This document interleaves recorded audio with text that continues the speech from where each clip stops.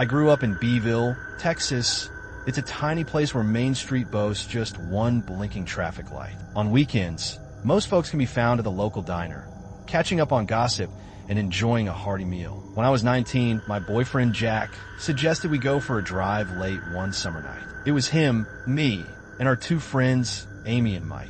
We were restless in that way that only small-town teenagers can be, craving a bit of excitement before we all started our work shifts or went off to community college. The summer heat hung heavy in the air, even as the sun dipped below the horizon. We piled into Jack's beat-up Ford pickup, its bench seat worn smooth from years of use. Cruising through the empty streets, we rolled down the windows to let the warm breeze in. The scent of honeysuckle and freshly cut grass mingled with the lingering heat of the day. The sound of cicadas, which had been deafening just hours earlier, had started to fade as we left the dim glow of downtown behind. The familiar landmarks of our small town, the water tower, the old movie theater, the gas station with a perpetually flickering sign, blurred past in the darkness. After a while, Jack brought up an old cemetery he had heard about from his uncle, a graveyard from the 1800s, long abandoned and rumored to be haunted. His uncle, a retired history teacher, had always been a fond of local lore, had told Jack stories of strange happenings and unexplained phenomena in the area. In our boredom, we all thought it might be fun to check it out, a quirky nighttime adventure to break the monotony of our small town lives. Amy, always the thrill seeker, was immediately on board. Mike, usually more cautious, was swayed by the promise of a good story. The road leading there was little more than packed dirt, lined on both sides by dense brush and looming mesquite trees. The branches, gnarled and twisted, reached out like skeletal fingers. Jack's car headlights barely cut through the darkness, creating eerie shadows that danced along the roadside. The further we drove, the quieter it seemed to get. The lively chatter in the cab of the truck gradually faded, replaced by a growing sense of unease. I couldn't even hear the faint chirp of crickets, usually a constant backdrop to our summer nights. My stomach knotted, a feeling of apprehension settling in my gut, but I kept telling myself this was just another small-town myth, a harmless ghost story to entertain ourselves with. I tried to shrug off the feeling, reminding myself that we were just teenagers looking for a bit of excitement. I glanced at Jack, his brow furrowed in concentration as he navigated the bumpy road. I reached out and squeezed his hand, trying to reassure myself that everything was fine. Eventually, the gate to the cemetery came into view. It was a sagging, rusted structure, its metalwork twisted and broken. Years of neglect had taken their toll, leaving it a skeletal reminder of a bygone era. When we got out of the car, its hinges let out a low groan, a mournful sound that echoed through the still night air. The sound sent a shiver down my spine, and I unconsciously pulled my jacket tighter around me. The ground was coated in a light layer of fog, unusual for our part of Texas in mid-July. Yet, there was clinging to the old tombstones, obscuring their details and adding to the eerie atmosphere. The air felt heavy and damp, clinging to my skin like a shroud. I felt the hair on my arm stand on end, a primal response to the unsettling environment, but I forced a laugh to keep everyone's spirits up. "Well, this is cheerful," I said, my voice sounding a little too high-pitched, even to my own ears. We took a few tentative steps through the crooked rows of headstones. They were worn by decades of weather, their engravings barely readable now. The names and dates of the deceased were faded and indistinct, lost to the ravages of time. The silence was broken only by the crunch of our footsteps on the gravel path and the occasional rustle of leaves in the wind. Now and then, I glanced behind me at the gate to make sure our path back was clear, a nagging feeling that we were being watched settling in my mind. Mike joked about us being grave robbers, trying to lighten the mood, but his voice sounded forced, like he was trying to convince himself that everything was fine. He kept glancing nervously over his shoulder, his eyes darting from shadow to shadow. Amy, despite her initial enthusiasm, seemed to have grown quieter, her bravado replaced by a cautious silence. The air was thick with a sense of foreboding, a feeling that we had stumbled into something we didn't understand. Out of nowhere, Amy stopped. She pointed to the far corner of the cemetery, her finger trembling slightly. Without a word at first, She indicated something in the distance, her eyes wide with a mixture of fear and fascination. I squinted, trying to see what she was pointing at. At first, I saw nothing but swirling mist, a shifting veil that obscured the details of the graveyard. Then, I noticed movement. Slowly, for figures in white robes emerged, lit just enough by the moon to make out their shapes. The robes billowed in the gentle breeze, creating an almost ethereal effect. They stood in a circle around one particular grave, their faces hidden in shadow. Each was moving in a uniform pattern, swaying back and forth, as if performing some silent ritual. The movements were slow and deliberate, almost hypnotic in their rhythm. My breathing grew shallow, and I could feel my pulse hammering in my ears. 1,000 questions raced through my mind. Who were they? Why this old cemetery? And why in the dead of night? The scene was surreal and unsettling, a glimpse into a world that felt both ancient and forbidden. I didn't dare speak, afraid to break the silence and draw their attention to us. None of us did. We were all frozen in place, transfixed by the sight before us. After a few paralyzed seconds, Jack took a step back, tugging at my sleeve. He mouthed, "Let's go," his eyes wide with fear. Amy and Mike nodded in agreement, their faces pale in the moonlight. No one argued. The initial excitement of our adventure had vanished, replaced by a primal urge to escape. We turned, careful not to make any noise on the gravel path. My heart pounded so loudly that I was certain those hooded figures would hear it. The sound echoed in my ears, a frantic drumbeat urging me to run. Every rustle of leaves, every snap of a twig seemed amplified, adding to the growing sense of panic. I kept expecting to feel a hand on my shoulder, to hear a voice calling out to us. Reaching the car was a blur. Jack fumbled with the keys, his hands shaking so badly that he dropped them once. The metallic clatter of the keys on the ground seemed deafening in the silence. He finally got the engine started, the roar of the engine shattering the stillness of the night. The headlights washed over those distant shapes for a split second, briefly illuminating the figures in their white robes. I'm almost certain one of them turned to look in our direction. I caught a glimpse of a pale face, a fleeting impression that sent a shiver down my spine. But the memory of it feels incomplete, like my mind won't let me recall every detail, as if some part of me is trying to protect myself from the horror of that moment. Jack hit the gas, and the car shot forward, kicking up gravel behind us. The wheels spun momentarily before gripping the dirt road. For what felt like an eternity, we sped down the road, the cemetery fading into the distance behind us. None of us spoke.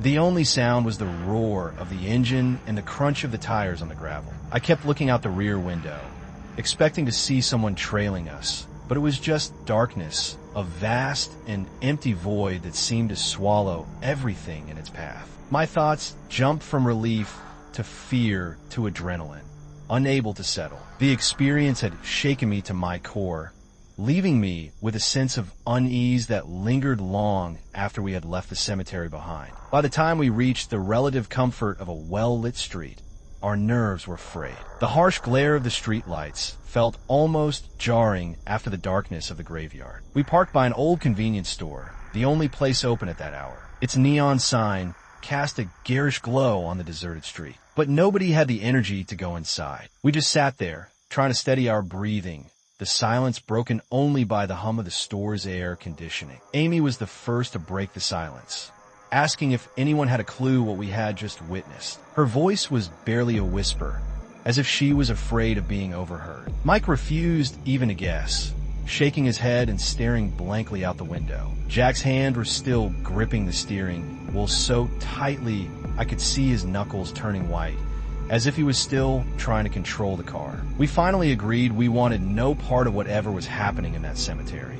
It felt safer to let it remain unexplained, a mystery best left unsolved. The encounter had left us shaken and disturbed, a feeling that we had stumbled upon something that was not meant for us. I recall sitting in that passenger seat, my eyes fixed on the fluorescent glow of the store sign, feeling like the world had tilted in some small but unnerving way. The familiar landmarks of our town seemed different now, tainted by the unsettling experience we had just shared. None of us ever returned to that graveyard. The memory of those figures in white robes was enough to keep us away. Sometimes the story surfaces when we get together, usually brought up in a hushed voice, as though speaking too loudly might summon those cloaked figures. The experience had forged a strange bond between us, a shared secret that we carried with us. We still speculate.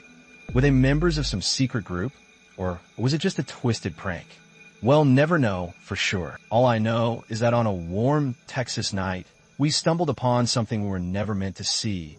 And in that brief, haunting moment, our ordinary small-town life felt like it had veered into a place where it did not belong. The memory of that night continues to haunt me, a constant reminder that there are things in this world that are best left unexplained.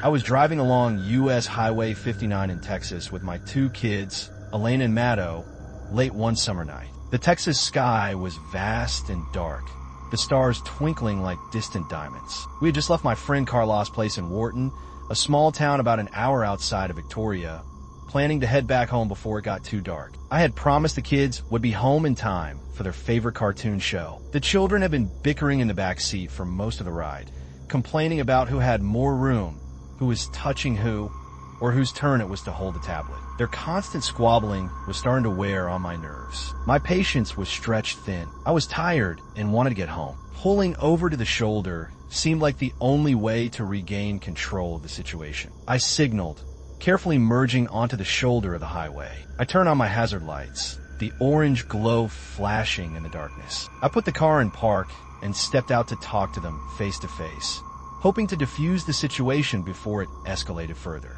"Listen," I said, leaning into the back seat, my voice firm but trying to remain calm. "I need you both to calm down. It's late, and I can't focus when you fight. We're almost home, so please just try to be quiet for a little while." I made eye contact with each of them, hoping to convey the seriousness of my request. They quieted down, though they still glared at each other. I could see exhaustion on their faces. The long day of playing at Carlos' house had taken its toll. I felt guilty for not getting them home sooner, for letting their bickering distract me from the road. Just as I was about to get back in, I noticed a car creeping up behind us. Its headlights cut through the darkness, illuminating the interior of my car. It stopped parallel to my driver's window, a dark sedan with tinted windows. I felt a prickle of unease, a sense of being watched. I saw a middle-aged couple rolling down their window, their faces obscured by the shadows. The man, who had a bit of stubble on his chin and wore a worn baseball cap, called out, "Ma'am, are you all right?"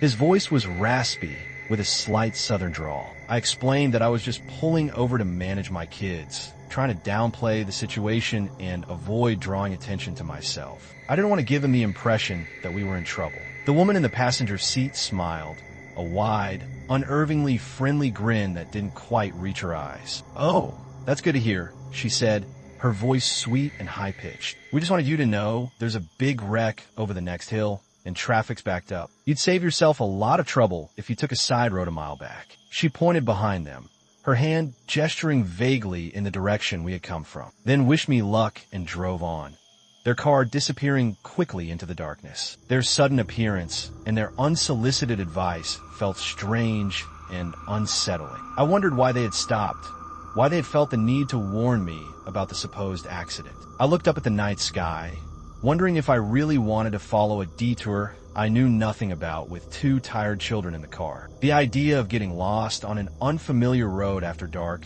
made me uneasy. I knew these back roads could be treacherous, poorly lit, and often unmarked. Deciding that sitting in traffic would be preferable to being stranded on a strange detour, I continued on the main route. I started the car and pulled back onto the highway, my unease growing with each passing mile. I kept glancing in my rearview mirror, half expecting to see their car reappear behind us. It wasn't long before I reached the rise they had mentioned. I topped the hill, my heart pounding with anticipation. To my confusion, the road ahead was clear. There was no evidence of a collision, no brake lights, and no emergency vehicles, just open asphalt stretching into the distance. The highway was deserted, empty except for my own car. As I started down the other side of the hill, something on my right caught my eye. I glanced over and recognized the same car that had warned me about the wreck. It was parked on a dirt path just off a small turnoff, barely visible in the darkness. The couple stood outside, facing the tree line. Their posture was rigid and unnatural,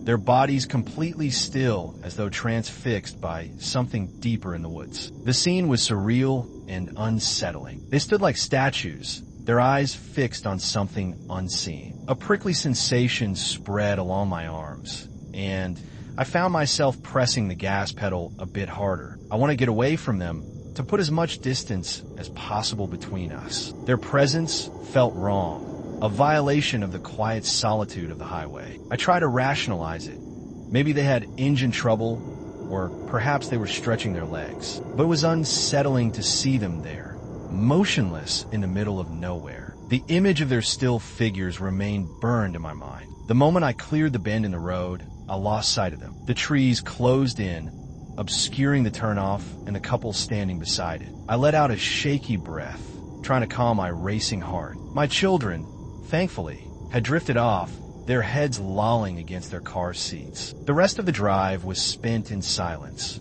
my thoughts swirling with questions. I couldn't shake the feeling that something was deeply wrong, that the couple was not what they seemed. When I got home, I tucked Elena and Matto into bed, trying not to dwell on the incident. I wanted to protect them from the unsettling feeling that had taken hold of me. Yet, I felt unable to shake off a gnawing sense of unease, a fear that lingered in the back of my mind. The next day, I still had errands to run in the same area, so I found myself retracing the same road in broad daylight. The bright sunlight seemed to dispel some of the darkness, but the memory of the previous night still hung heavy in the air. As I neared the turnoff, my pulse quickened at the memory. Slowing down, I finally got a proper look at the side road. A bright yellow sign, only visible if you drove a few yards in, read, "Dead End" in red letters. The sign was weathered and worn, but the message was clear. It made no sense. Why would that couple insist I take a shortcut that led to nowhere?